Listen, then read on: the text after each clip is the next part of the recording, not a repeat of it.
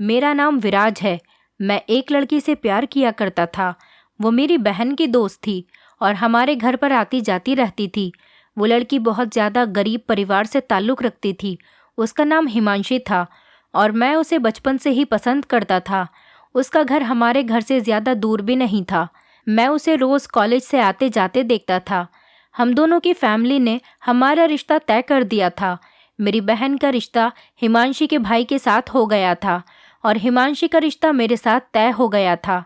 हम 2 भाई बहन थे और हिमांशी 2 भाइयों की एक बहन थी। उसके दोनों भाई सरकारी स्कूल में पढ़े लिखे थे, लेकिन उसके पिता ने हिमांशी को प्राइवेट स्कूल में ही पढ़ाया था क्योंकि उसे पढ़ने का बहुत शौक था और शुरू से ही उसे अमीर बनने का भी बहुत शौक था। मेरी सगाई हिमांशी के साथ 2 साल पहले हो गई थी। मैं शुरू से हिमांशी के घर आता जाता रहता था।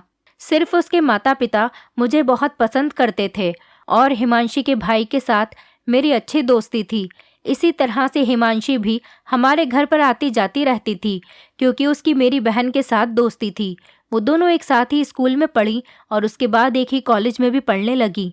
पिता बहुत गरीब थे। वो चौकीदार की नौकरी किया करते थे और बहुत ज़्यादा बूढ़े हो गए थे। उन्होंने बड़ी मुश्किल से अपने बच्चों की परवरिश की थी। मेरी बहन की मंगनी भी हिमांशी के बड़े भाई के साथ हो चुकी थी। मैं काफ़ी टाइम से नौकरी ढूंढ रहा था। फिर मुझे एक मैकेनिक की दुकान पर नौकरी मिल गई। मुझे ये नौकरी बड़ी मुश्किलों से मिली थी क्योंकि मैं पढ़ा लिखा नहीं था, इसलिए कोई और नौकरी नहीं कर सकता था।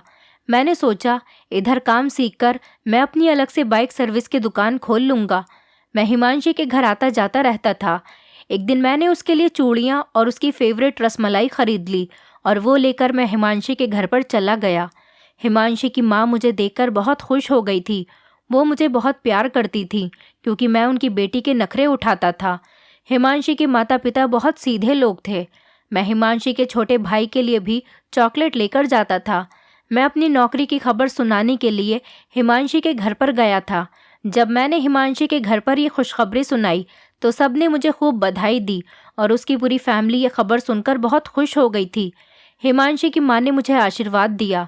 मैंने हिमांशी की माँ को रसमलाई की थैली पकड़ा दी और कहने लगा, ये लीजिए आंटी, इस खुशी में अपना मुंह मीठा कीजिए। आंटी ने ज़ोर ज़ोर से हिमांशी को आवाज़ लगाई। हिमांशी अपने कमरे से बाहर आई। उसने मुझे देखकर अपना मुंह बना लिया, लेकिन मैं फिर भी उसे बहुत मोहब्बत भरी नज़रों से देखता रहा। मैंने गलती से हिमांशी की माँ को रसमलाई की थैली के साथ साथ चूड़ियों की थैली भी पकड़ा दी थी। उसकी माँ चूड़ियाँ देखकर समझ गई थी कि मैं ये चूड़ियाँ हिमांशी के लिए लेकर आया हूँ। मैं अक्सर हिमांशी के लिए छोटे मोटे गिफ्ट्स लेकर आता रहता था और हिमांशी नखरे दिखाकर वो गिफ्ट ले लेती थी क्योंकि इस गरीबी में उसे मेरे ये गिफ्ट भी पसंद आते थे। वो अपने कॉलेज मेरी दी हुई चूड़ियाँ पहनकर जाती थी। आंटी ने हिमांशी से कहा, हिमांशी, आज विराज की नौकरी लग गई है। इस खुशी में वो तुम्हारे लिए तुम्हारी फेवरेट रसमलाई लेकर आया है और ये तुम्हारे लिए चूड़ियाँ भी लेकर आया है। चलो जाओ, जाकर विराज के लिए अपने हाथ की बनी अच्छी सी कॉफ़ी बनाकर लेकर आओ और साथ में विराज के लिए नाश्ता भी लेकर आना। हिमांशी चेत कर कहने लगी, माँ, मैं पढ़ाई करने जा रही हूँ, आप खुद जाकर कॉफ़ी बना लीजिए। आंटी हिमांशी से कुछ कहना चाह रही थीं, लेकिन मैंने आंटी से मना कर दिया। मैं कुछ नहीं खाऊंगा, मेरा पेट भरा हुआ है। वो सच कह रही है, उसकी पढ़ाई में डिस्टर्बेंस होगा। मैं कुछ नहीं खाना चाहता। मैं अभी घर से खाना खाकर ही यहाँ पर आया हूँ। ये कहते हुए मैं उठकर घर से बाहर निकल गया। आंटी ने कहा, बेटा, बात तो सुनो, कॉफ़ी तो पीते जाओ। मैंने कहा, नहीं आंटी, बाद में आकर पी लूँगा। मेरे जाने के बाद जब हिमांशी ने चूड़ियों की थैली खोली तो सामने बहुत खूबसूरत चूड़ियाँ थैली में पड़ी हुई थी। हिमांशी को मेरी दी हुई चूड़ियाँ बहुत पसंद आई थीं, लेकिन वो चूड़ियाँ सिर्फ कांच की थीं। उस टाइम ही उसने वो चूड़ियाँ पहन ली और उसको चूड़ियाँ उतारनी याद नहीं रही। मैं अपना मोबाइल हिमांशी के घर भूल आया था।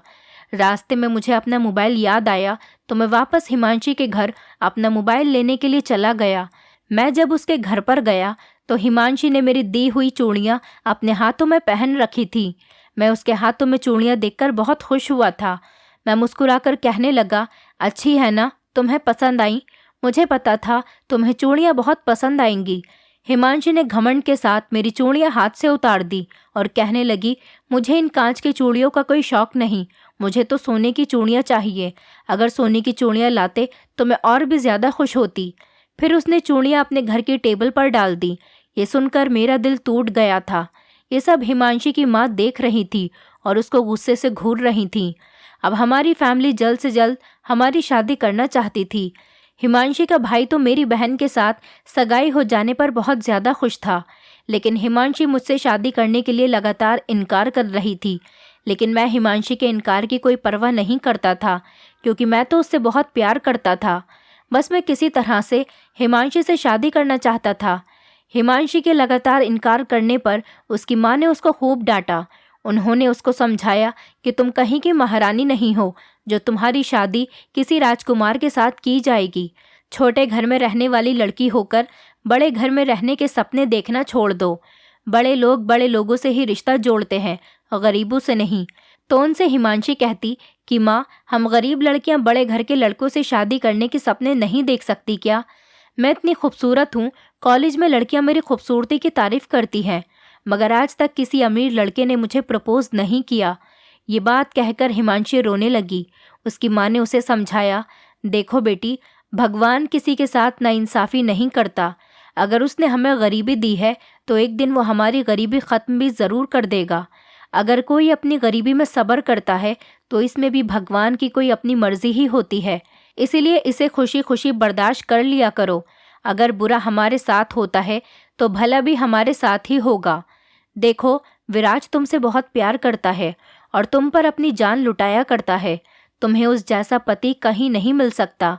शादी से पहले वो तुम्हारा इतना ख्याल रखता है, तो सोचो शादी के बाद वो तुम्हें अपने घर की रानी बनाकर रखेगा। उसके पास ज़्यादा पैसा नहीं है, लेकिन वो तुमसे मोहब्बत बहुत करता है और तुम्हारी बहुत इज्जत करता है। अगर किसी लड़की को अपने पति से ये दोनों चीज़ें मिल जाएं तो उसकी ज़िंदगी संवर जाती है और वो लड़की दुनिया की सबसे खुशकिस्मत औरत बन जाती है। तुम विराज जैसे हीरे को ठुकराकर बहुत बड़ी गलती करोगी। हिमांशी गुस्सा करते हुए अपनी माँ से कहने लगी, माँ, आप मुझे बहुत अच्छे तरीके से समझा रही हो। उसकी माँ कहने लगी, तुम अपनी कितनी फ्रेंड्स के घर जाती हो और उनके घर शादी और फंक्शंस में भी जाती हो। तुम्हारी सारी फ्रेंड्स कितनी अमीर हैं। क्या आज तक किसी अमीर लड़के ने तुम्हें पसंद किया है या फिर तुम्हारे घर रिश्ता भेजा है? नहीं ना। तुम्हारी एक फ्रेंड का भाई तुम्हें इतना पसंद करता है जो कि गरीब है, जबकि विराज हमारे जितना गरीब नहीं है। वो तुम्हारे भाई और पिता से ज़्यादा तो पैसे कमा ही लेता है। तुम मेरी नज़र से विराज को क्यों नहीं देखती? विराज बहुत अच्छा लड़का है, तुम्हें बहुत खुश रखेगा। कभी कभी ऐसा होता है, किसी गरीब लड़की की शादी अमीर लड़के के साथ हो जाती है तो उसकी किस्मत खुल जाती है, लेकिन हर लड़की के साथ ऐसा नहीं होता। ऐसा सिर्फ फिल्मों और सीरियल्स में ही होता है। हकीकत में ऐसा कुछ नहीं होता। अमीर लोग अमीर परिवार की लड़की को ही अपने घर की बहू बनाते हैं, और अगर तुम अमीर लड़के का सपना देखती रहोगी तो ऐसा तुम बहुत गलत कर रही हो। किसी अमीर लड़के के इंतज़ार में तो तुम बूढ़ी हो जाओगी और फिर तुम्हारी शादी किसी गरीब इंसान से ही हो जाएगी। इसीलिए जब तक जवान हो विराज से ही शादी कर लो। अपने बूढ़े माता पिता को ज़्यादा तंग मत करो। तुम्हारे पिता तुम्हारे लिए बहुत फिक्रमंद रहते हैं। उन्हें तुम्हारी शादी की फिक्र लगी रहती है। तुम्हारे ये नए नए शौक़ तुम्हारे पिता को उनके गरीब होने का बहुत एहसास दिलाते हैं। अरे बेटियां तो अपने माता पिता की मर्ज़ी पर ही खुश हो जाती हैं, और जहां माता पिता इज्जत से रिश्ता तय कर देते हैं वहीं खामोशी से शादी कर लेती है। तुम्हें पढ़ाने लिखाने का क्या फ़ायदा? तुम तो पढ़ी लिखी होने के बावजूद भी अपने माता पिता को दुखी करती रहती हो। इतनी मुश्किलों से तुम्हारे पिता ने मेहनत करके तुम्हें प्राइवेट स्कूल में पढ़ाया, तुम्हें इतनी अच्छी शिक्षा दिलाई, लेकिन तुम तो हमें गरीब समझकर जलील करवाती रहती हो। अगले महीने तुम्हारी शादी की डेट फिक्स कर रही हूँ। सादगी से तुम्हारी शादी विराज के साथ हो जाएगी और विराज की बहन बहू बनकर हमारे घर पर आ जाएगी। बस अब मुझे कुछ नहीं सुनना। चुपचाप अपनी शादी करके अपनी ससुराल चली जाओ और अपना घर बसा लो। कोई राजकुमार तुम्हें लेने नहीं आने वाला है। जो मिल रहा है उसी में खुश रहना सीखो। हिमांशी अपनी माँ की बातों से बहुत तंग आ गई थी। उसने सोचा, ये लोग मेरी शादी किसी अमीर घर में नहीं होने देंगे, इसलिए चुपचाप विराज से ही शादी कर लेती हूँ और शादी होने के बाद मैं अपने सारे सपने ज़रूर पूरे कर लूँगी। ये माँ बाप तो हमेशा अपना बोझ अपनी बेटियों पर डाल देते हैं, लेकिन मैं ऐसा कुछ नहीं करूँगी। मैं लोगों की खातिर कुर्बान नहीं होना चाहती। मैं विराज से शादी भी इसीलिए करूँगी कि किसी अमीर आदमी से फिर से शादी कर सकूँ। दुनिया में बहुत सारे अमीर लड़के हैं, मेरा वाला भी ज़रूर दुनिया के किसी कोने में छुपा बैठा होगा। मैं सोशल मीडिया की मदद से अपने सपने को ज़रूर पूरा करूँगी। मेरे माता पिता मुझ पर जुल्म तो कर रहे हैं, लेकिन मैं इनको किसी अमीर लड़के से शादी करके ज़रूर दिखाऊंगी। शादी के बाद मैं विराज से तलाक ले लूँगी और फिर मुझे कोई नहीं रोक सकेगा। उसके बाद मैं इंस्टाग्राम पर अपना अकाउंट बनाऊंगी और उस पर अपनी फ़ोटोज़ और रील्स बनाकर अपलोड किया करूँगी। यहाँ पर माँ तो कभी ऐसे काम करने नहीं देती है। मैं विराज से शादी पर मुँह दिखाई में आईफोन लूँगी, फिर उस आईफोन से ये सारे काम करूँगी। इसी लालच में आकर हिमांशी ने अपनी माँ से शादी के लिए कह दिया कि मैं विराज से शादी करने के लिए तैयार हो गई हूँ। जब मुझे ये बात पता चली तो मैं बहुत खुश हो गया और फ़ौरन हिमांशी के घर पहुँच गया। हिमांशी की माँ ने खुशी खुशी बताया कि वो शादी के लिए तैयार हो गई है। विराज ने पूछा, आंटी क्या मैं इसी खुशी में हिमांशी से मिल सकता हूँ? आंटी ने कहा, क्यों नहीं बेटा, बिल्कुल मिल सकते हो। मैंने जब हिमांशी से बात की तो वो मुस्कुराकर मुझसे कहने लगी, तुम्हें यकीन नहीं आ रहा होगा कि मैं शादी के लिए मान गई हूँ, लेकिन ये सच है। अच्छा, मुझे तुमसे पूछना है कि तुम मुझे मुंह दिखाई के गिफ्ट में क्या दोगे? तुम्हें मेरे लिए कोई अच्छा सा गिफ्ट खरीद कर रखना होगा, जिसे देखते ही मैं खुश हो जाऊं। विराज कहने लगा, बताओ तुम्हें क्या चाहिए? वो इतरा कर कहने लगी, विराज तुम पूछ तो मुझसे ऐसे रहे हो जैसे तुम बहुत ज़्यादा अमीर हो, जैसे मुझे कोई बंगला या गाड़ी गिफ्ट कर दोगे। तुम मुझे दे ही क्या सकते हो? हमेशा तो तुमने मुझे सस्ते गिफ्ट दिए हैं। हिमांशी के मुंह से ये बात सुनकर मेरा दिल टूट गया था, मगर मैं बर्दाश्त कर गया था, क्योंकि मेरे लिए उसका शादी के लिए राज़ी होना ही बहुत बड़ी बात थी। और मुस्कुराकर कहने लगा कि मुझसे जितना हो सकेगा मैं तुम्हारे लिए करूँगा। मेरी कमाई तो ज़्यादा नहीं है, लेकिन मैं पूरी कोशिश करूँगा तुम्हें अच्छे से अच्छा गिफ्ट देने की। हिमांशी कहने लगी, ऐसा तो तभी हो सकता है जब तुम अपनी बहन की शादी पर ज़्यादा पैसे खर्च ना करो। वैसे भी अगर तुम उसको 2 जोड़ी कपड़ों में भी भेज दोगे तो मेरी मम्मी उसको कुछ नहीं कहेंगी। तुम्हारी बहन आ तो मेरे ही घर पर रही है। अब तो मेरे गिफ्ट के बारे में सुनो, मुझे क्या चाहिए? मुझे तुमसे शादी की मुँह दिखाई पर आईफोन चाहिए। बताओ, तुम मुझे आईफोन गिफ्ट कर सकते हो? मैं हिमांशी की बात सुनकर सोच में पड़ गया था। हिमांशी कहने लगी, क्या हुआ, नहीं दे सकते? मैंने तुमसे इतनी भी कोई महंगी चीज़ नहीं मांग ली है। क्या हुआ, तुम्हारी सारी मोहब्बत और प्यार के दावे कहाँ चले गए? मैं सोच से बाहर निकला और कहने लगा, मैं तुमसे वादा करता हूँ, मैं तुम्हें शादी की मुँह दिखाई पर आईफोन ही दूंगा। और परेशान होकर बाहर निकल आया। आंटी ने मुझे बहुत रोकने की कोशिश की, लेकिन मैंने आंटी से कहा, आंटी अब मैं आपके घर बारात लेकर ही आऊँगा। मेरे जाने के बाद हिमांशी की माँ उसके कमरे में चली गई और उसको डांटने लगी। वो बेचारा इस तरह से मुंह लटकाकर क्यों गया है यहाँ से? ज़रूर तुमने कोई ना कोई हरकत की होगी उसके साथ। तुम हमेशा उसको परेशान करती रहती हो। अब तुम्हारी उसके साथ शादी होने वाली है, कुछ तो शर्म कर लिया करो। उसे अपनी माँ की बातों का भी बुरा नहीं लग रहा था और वो दिल ही दिल में मुस्कुरा रही थी। हिमांशी का इरादा था कि वो शादी के बाद किसी अमीर लड़के की तलाश करेगी और अमीर लड़का मिल जाने के बाद ही वो मुझसे तलाक लेकर दूसरी शादी कर लेगी। वो मुझे अपने काबिल नहीं समझती थी, लेकिन मैं बड़ा परेशान हो गया था। मैंने हिमांशी से वादा तो कर लिया था आईफोन गिफ्ट करने का, लेकिन अब पैसे कहाँ से आएंगे? बस यही सब सोच रहा था।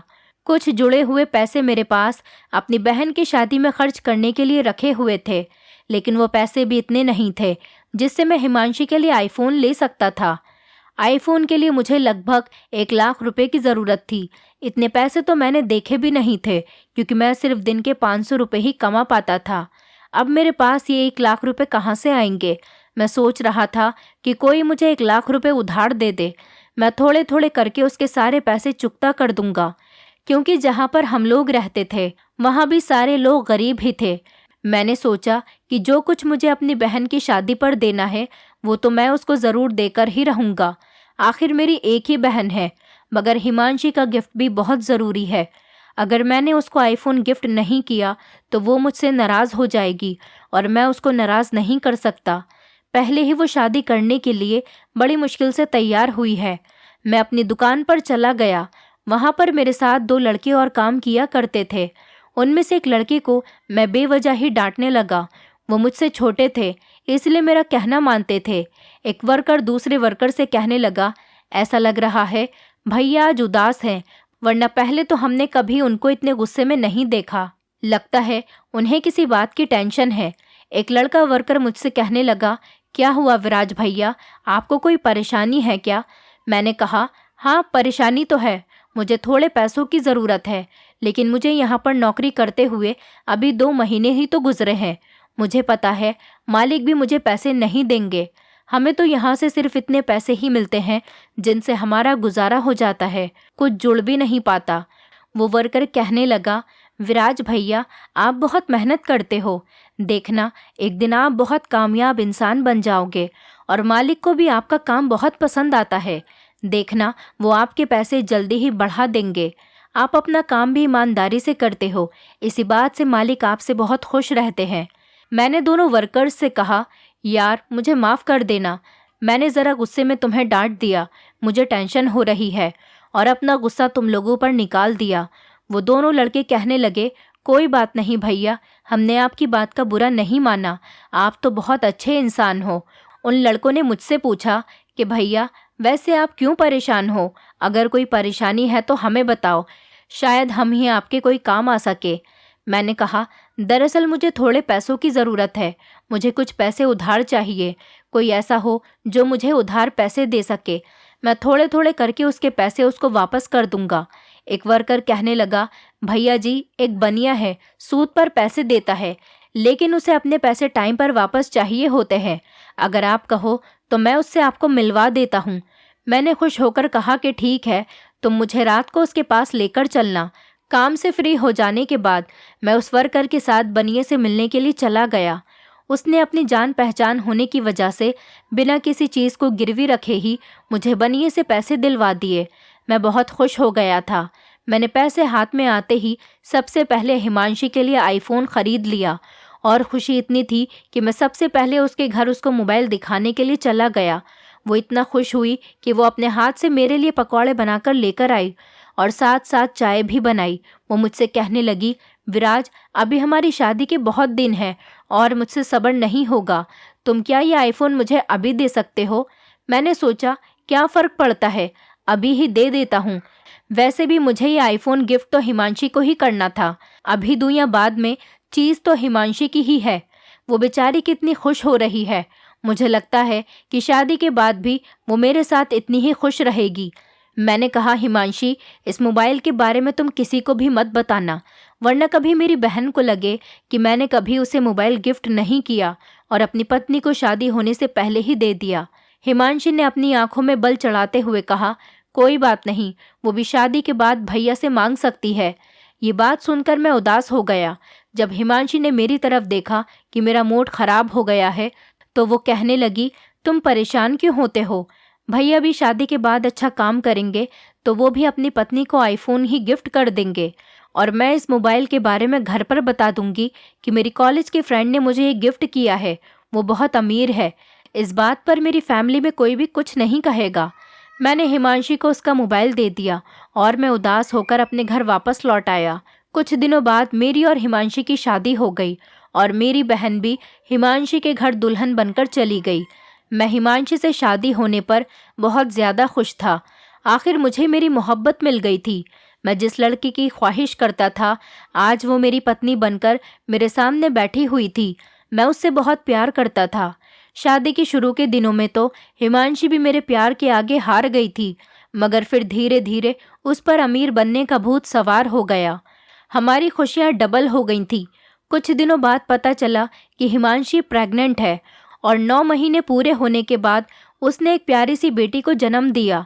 हम दोनों पति पत्नी अपनी बेटी से बहुत ज़्यादा प्यार किया करते, लेकिन बच्चा पैदा होने के बाद भी उसका ये शौक़ ख़त्म नहीं हुआ, बल्कि उसका अमीर बनने का शौक़ और ज़्यादा बढ़ गया था। वो अपनी बेटी के फ्यूचर के बारे में ज़्यादा सोचने लगी थी, बस हमेशा अमीर बनने के सपने देखती रहती थी। हिमांशी की माँ ने भी उसको समझाया, अगर तुम्हें अमीर बनना है तो तुम खुद भी नौकरी कर सकती हो, बच्ची के फ्यूचर की इतनी ही ज़्यादा फिक्र है तो खुद नौकरी करो और उसकी परवाह करो। विराज को भी कुछ सहारा हो जाएगा। वो तुम्हारे लिए कितनी मेहनत करता है, फिर भी तुम्हारा अमीर बनने का भूत नहीं उतरता।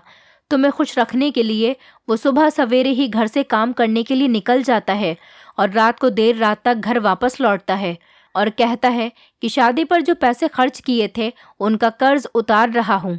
हिमांशी गुस्से में आकर अपनी माँ से कहती थी, मैंने एजुकेशन इसलिए नहीं की थी कि मैं नौकरी करूँ। मैंने इतनी ज़्यादा पढ़ाई लिखाई इसलिए की थी ताकि मैं किसी अमीर परिवार की बहू बन सकूँ। उसकी माँ ने उसको डांटते हुए कहा, तुम्हें शर्म नहीं आती? अब तुम एक बच्चे की माँ बन चुकी हो। अब ये अमीर बनने के सपने तुम देखना बंद कर दो तो ही तुम्हारे लिए अच्छा होगा। अब तुम अपने बच्चे के फ्यूचर के बारे में सोचना चाहती हो तो फिर चुपचाप अपना घर बसाए रहो। वो घमंड से कहती कि अब तो मेरा अपनी बेटी के लिए अमीर होना और भी ज़्यादा ज़रूरी हो गया है ताकि अपनी बेटी का फ्यूचर सिक्योर कर सकूं और उसकी आने वाली ज़िंदगी मेरी तरह इस गरीब घर में न गुजरे, बल्कि वो ऐश करे। वो मेरी बेटी को मेरी माँ के पास भी नहीं जाने देती थी। मेरी माँ गाँव की थी और ज़्यादा पढ़ी लिखी नहीं थी। मेरी माँ मुझसे शिकायत करती, बेटा बहू मुझे मेरी पोती से प्यार करने नहीं देती। मैं अपनी पत्नी से इस बारे में सवाल करता तो वो कहती, मैं कभी भी नहीं चाहती कि तुम्हारी अनपढ़ माँ मेरी बेटी के साथ बदतमीजी से बात करे। तुम्हारी माँ से तमीज़ से बात करना तो आता नहीं। मैं ऐसी परवरिश नहीं करना चाहती हूँ अपनी बेटी की, और मैं नहीं चाहती कि मेरी तरह मेरी बेटी भी इस गरीबी भरी जिंदगी में पिसती रहे। मैं अपनी पत्नी की हरकतों से बड़ा परेशान हो गया था। मैं दिन रात बनिए का कर्ज उतारने की कोशिश में लगा रहता था, जो मुझसे ब्याज भी लिया करता था। घर आता तो माँ मुझे बातें सुनाती और वो मुझसे कहती कि तुम्हारी पत्नी घर में कोई काम नहीं करती है और ना ही मुझे मेरी पोती को देती है। सारा दिन मोबाइल में वीडियो बनाती रहती है या फिर मोबाइल पर किसी से बातें करती रहती है। मुझे तो तुम्हारी पत्नी पर शक होने लगा है। मैं अगर हिमांशी को किसी बात के लिए रोक टोक करता तो वो मुझे गरीब होने के ताने दिया करती थी। वो मेरी बेटी को भी मेरे पास नहीं आने देती थी और यही कहती कि तुम मेरी बेटी को अपनी तरह अनपढ़ बना दोगे। मैंने और मेरी माँ ने हिमांशी की हरकतों से तंग आकर हिमांशी और अपनी बेटी को प्यार करना ही छोड़ दिया था। वो भी अपनी माँ के डर से मेरे और अपनी दादी के पास नहीं आती थी। मेरी पत्नी खूब रील्स बनाती थी और अपनी बहुत सारी फ़ोटोज़ इंस्टाग्राम पर अपलोड करती थी, लेकिन अभी तक कोई भी अमीर आदमी उसको नहीं मिला था। मेरी बेटी अब 2 साल की हो गई थी। बस हमेशा वो गुस्सा करती रहती थी और किसी तरह से मेरे घर से निकलना चाहती थी। एक दिन एक अमीर लड़के ने हिमांशी को इंस्टाग्राम पर प्रपोज कर दिया और उसने बताया कि मैं बहुत अमीर हूँ और एक बड़े से बंगले में रहता हूँ। धीरे धीरे उस लड़के ने हिमांशी के साथ दोस्ती कर ली। हिमांशी ने तो उस लड़के का प्रपोजल एक्सेप्ट कर लिया था। हिमांशी उसे हमेशा अपनी गरीबी की बातें बताती रहती थी। मेरी माँ ने एक दिन चुपचाप हिमांशी के घर जाकर उसकी माँ से शिकायत कर दी कि तुम्हारी बेटी किसी और से फ़ोन पर बातें करती है, लेकिन माँ ने मुझे नहीं बताया था। उन्होंने उसकी माँ को इसलिए बताया ताकि उसकी माँ अपनी बेटी को समझाए कि वो अपना घर खराब न करे। हिमांशी की माँ ने उसको समझाने की बहुत कोशिश की, लेकिन वो अपनी ज़िद पर अड़ी रही। वो इसी वजह से अपने मायके भी नहीं जाती थी, क्योंकि उसकी माँ उसे हमेशा समझाती रहती थी। वो चोरी चुपके अपने बॉयफ्रेंड से मिलने भी जाती थी। वो उसका बड़ा सा घर और उसकी बहुत सारी गाड़ियाँ देखकर हैरान रह गई थी, क्योंकि वो इसी तरह के लड़के से शादी करना चाहती थी। उस लड़के ने उसे अपना पूरा घर दिखाया और कहने लगा, तुम अपने पति से डिवोर्स लेकर मुझसे शादी कर लो, तुम इस घर में हमेशा ऐश करोगी। हिमांशी ने उसके आगे शर्त रखी, तुम्हें मेरे साथ साथ मेरी बेटी को भी एक्सेप्ट करना होगा। वो उसको अपनी बातों में लेने की कोशिश कर रहा था। कहने लगा, बिल्कुल, मैं तुम्हारी बेटी को भी एक्सेप्ट कर लूँगा। तुम जल्द से जल्द अपने पति से डिवोर्स लेकर मेरे पास आ जाओ। अब मैं तुमसे और ज़्यादा दूर नहीं रह सकता। हिमांशी ने रोज़ रोज़ मुझसे किसी न किसी बात पर झगड़ा करना शुरू कर दिया, क्योंकि वो मुझसे तलाक लेना चाहती थी। लेकिन मैं उसके लड़ाई झगड़े को भी कभी भी ज़्यादा दिल पर नहीं लेता था, क्योंकि मैं उससे बहुत प्यार करता था। एक दिन वो रात के अंधेरे में अपनी बेटी को लेकर घर से भाग गई। मैं सोकर उठा तो देखा बिस्तर पर हिमांशी और मेरी बेटी मौजूद नहीं थे।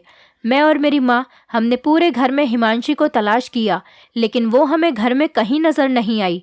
मैंने हिमांशी के घर भी फ़ोन करके पूछा तो वो लोग भी घबरा गए और हमारे घर पर आ गए। हिमांशी का फ़ोन ट्राई कर रहे थे, लेकिन उसका नंबर स्विच ऑफ जा रहा था। 2 दिन तक हम बहुत परेशान रहे। 2 दिन बाद हिमांशी ने मुझे खुद ही कॉल की। जैसे ही उसकी कॉल आई, मैंने मोबाइल का स्पीकर ऑन कर दिया। हिमांशी ने कहा, तुम मुझे ज़रूर तलाश कर रहे होगे और मेरी फैमिली को भी बुला लिया होगा। मेरे हाथ से हिमांशी की माँ ने मोबाइल छीन लिया और वो गुस्से से कहने लगी, आवारा लड़की, कहाँ हो तुम? यहाँ पर हम लोग तुम्हारे लिए परेशान हो रहे हैं। हिमांशी कहने लगी, आप लोगों को मेरे लिए परेशान होने की कोई ज़रूरत नहीं। आप लोगों ने मेरी शादी इस विराज जैसे गरीब लड़के के साथ कर दी और मेरी किस्मत को फोड़ दिया। मगर अब मैं इस गरीबी भरी जिंदगी से तंग आ गई थी और मैं इस गरीब विराज के साथ और ज़्यादा नहीं रह सकती थी। मैंने अपने सपनों को पूरा कर लिया है, बल्कि मैंने एक अमीर लड़का ढूंढ लिया है। आप लोग तो मेरे लिए अमीर लड़के का रिश्ता तलाश नहीं कर सके, मगर मैंने तलाश कर लिया। वो लड़का बहुत ज़्यादा अमीर है और मुझसे बहुत प्यार करता है। वो अमीर लड़का मेरी बेटी के साथ मुझे एक्सेप्ट करने के लिए तैयार है। मैं अब और ज़्यादा गरीबी भरी ज़िंदगी नहीं गुजार सकती। मुझे विराज से तलाक दिलवा कर मुझे आज़ादी दिलवा दो। मैं उसकी कैद में नहीं रहना चाहती, ताकि मेरे अच्छे दिन शुरू हो जाएं। ये सब सुनकर मेरा दिल टूट गया था और मेरी आंखों से आंसू आ रहे थे। मुझे हिमांशी से ऐसी उम्मीद नहीं थी कि वो इस हद तक गिर सकती है। मैंने सबके सामने कहा, आप सब लोग इसकी बातों के गवाह हैं। मैंने हिमांशी से कहा, तुम कहाँ हो? मैं तुम्हारे पास तलाक के पेपर्स भिजवा देता हूँ। मैं तुम्हें तलाक देता हूँ। तुम अब मुझसे आज़ाद हो। सारे घर वाले रो रहे थे। यहाँ तक कि हिमांशी के पिता भी बहुत शर्मिंदा हो रहे थे, क्योंकि उनकी बेटी ने उनकी इज्जत को रौंद डाला था। मेरी माँ भी बुरी तरह से रो रही थी। मैं अपनी माँ के करीब गया और कहने लगा, जिस लड़की ने मेरी माँ को इतना परेशान किया, मैं उस लड़की को और ज़्यादा बर्दाश्त नहीं कर सकता। हिमांशी के माता पिता ने मेरे सामने हाथ जोड़कर मुझसे माफ़ी मांगी और कहने लगे कि अपनी बेटी की तरफ से हम तुमसे माफ़ी मांगते हैं, लेकिन हमें तुमसे कोई शिकायत नहीं है। तुम हमेशा हमारे लिए हमारे बेटे की तरह रहोगे।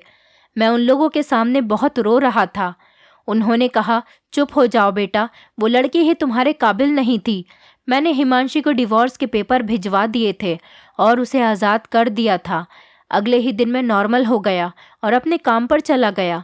बनिया हमारी वर्कशॉप पर बड़े गुस्से में मुझसे पैसे लेने के लिए आया था, क्योंकि इस महीने के पैसे अभी तक उसके पास नहीं गए थे।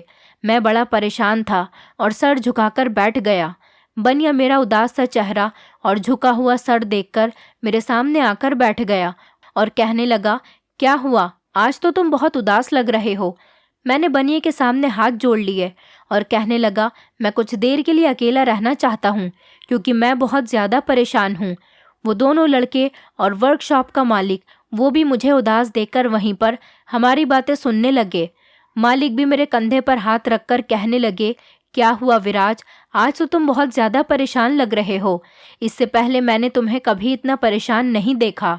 मैंने मालिक को रोते हुए बताया कि जिस पत्नी को खुश रखने के लिए उसे आईफोन गिफ्ट किया था, वो इस मोबाइल की वजह से किसी दूसरे लड़के के साथ अफेयर चलाकर उसके साथ भाग गई और मैंने भी उसे तलाक देकर आज़ाद कर दिया, क्योंकि वो मेरे साथ गरीबी भरी ज़िंदगी नहीं गुजारना चाहती थी। ये कहते हुए मैं रोने लगा, क्योंकि मेरा मालिक भी ये बात जानता था कि मैं कर्ज उतारने के लिए दिन रात मेहनत करता हूँ। मैंने बनिए से कहा कि मुझे थोड़ा और वक्त दे दो, मैं तुम्हारे पैसे चुकता कर दूंगा। मैं जानता हूँ कि तुम मुझसे पैसे लेने के लिए और मुझे बेइज्जत करने के लिए यहाँ पर आए हो। बनिए ने अपना सर पकड़ लिया और उसकी आंखों में भी आंसू आ गए। फिर वो मुझे अपने घर चलने के लिए कहने लगा। मैंने कहा, देखो, आप मुझे अपने घर ले जाकर मेरे साथ मारपीट करना चाहते हो, तो इससे अच्छा है आप यहीं पर ही मेरे साथ जो चाहें वो कर सकते हो। वो कहने लगा, अरे नहीं नहीं, मैं तुम्हें अपने घर मेहमान बनाकर लेकर जाना चाहता हूँ। मुझे तुमसे एक बात करनी है, मुझ पर भरोसा करो, मैं ऐसा इंसान नहीं हूँ। वो मुझे अपने घर ले गया और कहने लगा, क्या तुम मेरी बेटी से शादी करोगे? उनकी ये बात सुनकर मैं हैरान रह गया था। अपने घर ले जाने के बाद उन्होंने मेरी खूब खातिर की और अपनी बेटी को भी मेरे सामने बुला लिया। उन्होंने बताया कि मेरी बेटी बहुत मासूम और पढ़ी लिखी है, बहुत सीधी लड़की है। मेरी बेटी ने अपने ससुराल वालों से बदतमीज़ी नहीं की थी, लेकिन इसका पति बहुत ज़्यादा बुरा इंसान था और इसकी ससुराल वाले भी इसके साथ अत्याचार करते थे। मेरी सीधी सादी बेटी का उन्होंने हाल बुरा कर दिया था। इस वजह से मैंने अपनी बेटी को उस घर से आज़ाद कर दिया। क्या तुम मेरी बेटी से शादी कर सकते हो और उसे अपने घर में और ज़िंदगी में जगह दे सकते हो? मैं अपनी बेटी के लिए एक अच्छे इंसान की तलाश कर रहा था। तुम मुझे बहुत पसंद हो, इसीलिए मैं तुमसे ये बात कह रहा हूँ। तुम अपनी पत्नी को तलाक दे चुके हो और अब उसे दोबारा अपने पास ना आने देना। तो मेरी बेटी से शादी कर लो और उसे अपने घर में सहारा दे दो। तुम्हें पैसे देने की कोई ज़रूरत नहीं है। मैं तुम्हारा सारा कर्ज माफ़ कर दूंगा, बल्कि जो कुछ मैंने अपनी बेटी को दहेज में पहले दिया था वही कुछ मैं तुम्हें भी दूंगा। तुम एक मामूली से वर्कर हो। मैं तुम्हें कारोबार करने के लिए बहुत सारे पैसे दूंगा। बस मैं चाहता हूँ कि मेरी बेटी का घर बसा रहे। मेरे पास बहुत पैसा है, लेकिन मेरे पास सुकून नहीं है, क्योंकि मैं अपनी इकलौती बेटी को खुश नहीं देख सका। शायद मेरी बेटी की तुम्हारे साथ शादी हो जाएगी तो वो सुकून से और खुशी से रहेगी। मैं बनिए की बात सुनकर सोच में पड़ गया था। उसने मुझसे कहा, मेरी बेटी कभी भी तुम्हें निराश नहीं करेगी। वो तुम्हें और तुम्हारे परिवार को बहुत खुश रखने की हमेशा कोशिश करेगी। मैं इस बात की गारंटी लेता हूँ। मेरी बेटी बहुत अच्छी है। उसकी बेटी भी ये सारी बातें सुन रही थी और उसकी आंखों में आंसू थे। वो बहुत भोली भाली और मासूम लड़की थी। अगर मेरी बेटी ने कभी तुम्हें और तुम्हारे परिवार वालों को तंग करने की कोशिश की तो मैं अपनी बेटी से सारे रिश्ते ख़त्म कर दूंगा। बताओ, क्या तुम मेरी बेटी से शादी करने के लिए तैयार हो? तुम अगर मान जाते हो तो मैं भी बहुत खुश हो जाऊंगा। देखो, ज़्यादा मत सोचो और मेरी बेटी से शादी कर लो। बनिए ने घर पर ही पंडित जी को बुला लिया। वो भी घर पर आ गए और जब उन्होंने मेरे बारे में सुना तो उन्होंने मुझसे कहा, बेटा, तुम्हें इनकी बेटी से शादी कर लेनी चाहिए ताकि तुम्हारी आने वाली ज़िंदगी आसानी से गुजर सके और तुम्हारी माँ को भी सहारा मिल जाए। तुम्हारे घर में तुम्हारी पत्नी के आ जाने पर तुम्हारे घर का माहौल ठीक हो जाएगा। इस तरह अकेले से तुम सारी ज़िंदगी नहीं गुजार सकते। मैं सब लोगों की बातों को गौर से सुन रहा था। मैंने सख्त शब्दों में कहा कि मैं अपनी माँ की परमिशन के बिना शादी नहीं कर सकता। पंडित जी कहने लगे, तुम अपनी माँ से परमिशन ले सकते हो बेटा। मैंने अपनी माँ को फ़ोन किया और इस बारे में पूछा तो मेरी माँ बहुत ज़्यादा खुश हो गई और कहने लगी, बेटा, मैं तो यही चाहती हूँ कि तू दूसरी लड़की से शादी कर ले, लेकिन लड़की हिमांशी जैसी नहीं होनी चाहिए। मैंने कहा, माँ, ये लड़की वैसी नहीं होगी, ये लड़की बहुत अच्छी है। मेरी माँ कहने लगी, बेटा, शादी करके बहू को घर लेकर आओ, मैं तुम्हारा इंतज़ार कर रही हूँ। आखिरकार मेरी शादी हो गई और मैंने भी हिमांशी का ख्याल अब दिल से निकालने के बारे में सोच लिया था। बनिए की बेटी मेरी पत्नी बन गई और मैं उसको दुल्हन बनाकर अपने घर ले गया। बनिए ने मुझे और मेरी पत्नी को शादी की बधाई के तौर पर कार की चाबी दी और कहने लगे, ये मेरी तरफ से तुम दोनों के लिए गिफ्ट है। मैंने इनकार करने की बहुत कोशिश की, लेकिन बनिया और उसकी पत्नी नहीं माने। उन्होंने ज़बरदस्ती मेरे हाथ में कार की चाबी थमा दी। बनिया कहने लगा, आज के बाद तुम मेरे दामाद नहीं बल्कि बेटे हो। मैं अपनी पत्नी को लेकर जब अपने घर गया तो वहाँ पर हिमांशी के फैमिली वाले भी मौजूद थे। सब लोग मेरी नई पत्नी को देखकर हैरान रह गए थे। मेरी माँ भी बहुत खुश हो गई और उन्होंने अपनी बहू को गले लगाया। हिमांशी की माँ ने भी मेरी पत्नी को गले से लगाया और आशीर्वाद दिया। कहने लगी, तुम बहुत नसीब वाली हो जो विराज की पत्नी बनकर इस घर में आई हो। मेरी बेटी तो बहुत ज़्यादा बदनसीब और फूटी किस्मत वाली लड़की है जिसने विराज जैसे हीरे को ठुकरा दिया। मेरी ज़िंदगी बहुत अच्छे तरीके से गुजर रही थी। मेरी दूसरी पत्नी का नाम काव्य था। काव्य बहुत समझदार और सुशील थी। उसने मेरे घर की सारी जिम्मेदारी उठा ली थी। उसकी वजह से मेरे घर का माहौल बहुत अच्छा हो गया था और मेरी माँ भी उसके साथ बहुत खुश रहती थी। कुछ दिनों बाद मेरी पत्नी ने 2 जुड़वा बेटियों को जन्म दिया। एक बेटी को मेरी पत्नी पालती तो दूसरी बेटी को उसकी दादी। जिंदगी बहुत हसीन गुजर रही थी। मैं अपनी ज़िंदगी में बहुत रिलैक्स हो गया था और अपनी पत्नी के साथ बहुत खुश था। धीरे धीरे मैंने अपनी बाइक सर्विस की दुकान खोल ली और मेरी दुकान बहुत ज़्यादा अच्छी चल रही थी। मेरी किस्मत बिल्कुल बदल गई थी। मेरी पत्नी काव्या के कदम जब से मेरे घर में आए थे, मेरे घर के हालात पूरी तरह से बदल चुके थे और गरीबी दूर होने लगी थी। अच्छे दिन शुरू हो गए थे।